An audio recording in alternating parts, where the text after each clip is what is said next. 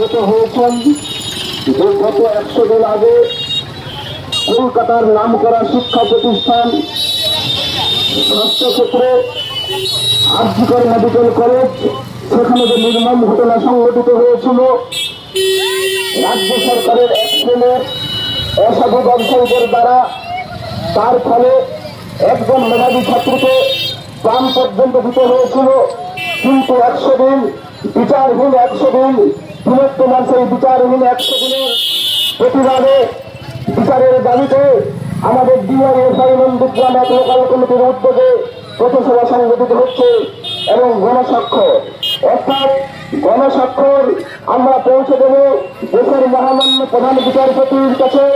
সেখানে আমরা তিলোত্তমার বিচারের দাবিতে উপস্থিত নেতৃত্ববর্গ, সে সঙ্গে আজকে নন্দীগ্রাম বাজারে আগত সমস্ত ক্রেতা বিক্রেতা, টোটোচালক, অটোচালক, আমাদের মাইকের আওয়াজ যতদূর পর্যন্ত পৌঁছচ্ছে সমস্ত স্তরের মানুষকে ভারতের ছাত্র। আপনারা নন্দীগ্রাম বাস স্ট্যান্ডের এই বাইপাস মোড়ে এখানে আপনারা স্বাক্ষর সংগ্রহ করছেন, কি কারণে?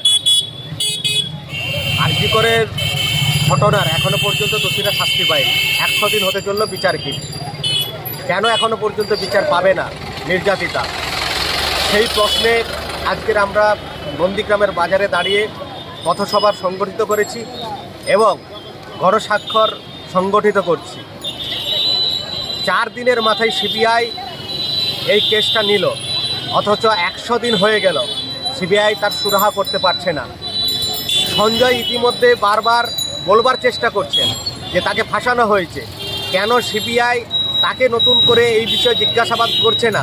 কিংবা যার নাম ধরলেন বিনীত গোয়েল, সেই সময়কালের সিপি, তাকে কেন ডেকে পাঠালেন না সিবিআই? অনেক ধোঁয়াশা থেকে যাচ্ছে, যা আমরা প্রথম থেকে বলে আসছি। এই ধোঁয়াশা থেকে যাবে, কারণ সবটাই হচ্ছে সেটিং চলছে। এই সেটিংয়ের বিরুদ্ধে সাধারণ মানুষকে আমরা এই গণস্বাক্ষরের মধ্য দিয়ে সংগঠিত করি।